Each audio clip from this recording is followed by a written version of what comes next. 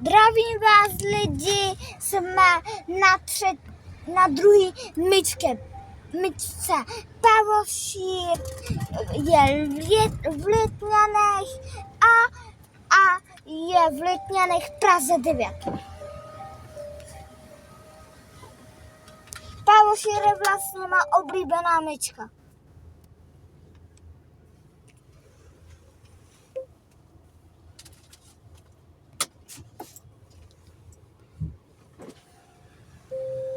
Dobrý den, můžu jedničku jenom páchnout? Jedničku? 109. Můžu kartou? Karty nám nefungují, máme tam uspěchaný cedulek. 20.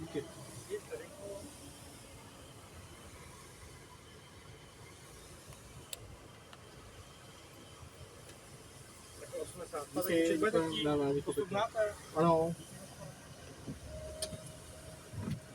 Řidiči, Ano, musí jít hudbu za chvilku, jasně. tak já počkám.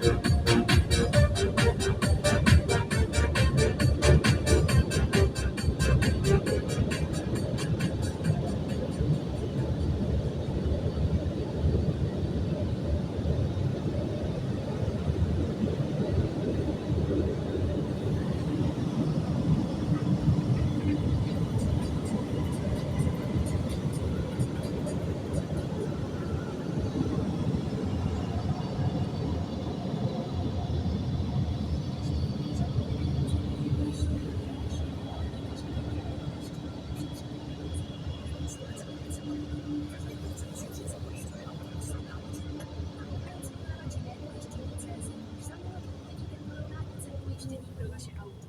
A vy si tak jednoduše vyberete to nejvýhodnější. Vaše povinné učení může být levnější až o polovinu a nyní s garancí. Řidiči, Ano, pro mě ta myčka byla úžasná, že jo? ano, to je pravda. Takže nebojte se, bude určitě třetí video. Čau. Myčka Paušer.